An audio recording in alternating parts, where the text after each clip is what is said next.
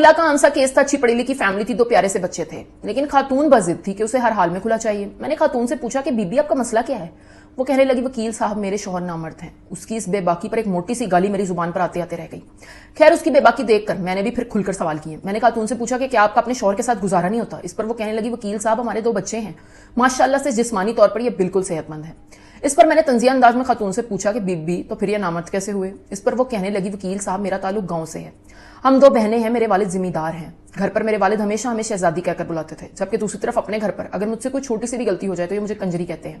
وکیل صاحب مرد تو وہ ہوتا ہے نا جو کنجری کو بھی اتنی عزت دے کہ وہ کنجری نہ رہے، جبکہ یہ اپنی بیوی کو کنجری کہتے ہیں، تو ہوئے نا یہ نامرد۔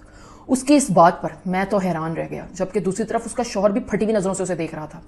خیر بڑی مشکل سے ان دونوں کی صلح کروائی۔ اس کے شوہر نے وعدہ کیا کہ آئندہ وہ اسے گالی نہیں دے گا۔ ان دونوں کے جانے کے بعد میں سوچ رہا تھا کہ گالیاں تو دل ہی دل میں نے بھی اس عورت کو بہت سی دے دی تھی۔ شاید میں بھی نامرد ہوں اور شاید ہمارا پورا معاشرہ نامردوں سے بھرا پڑا ہے۔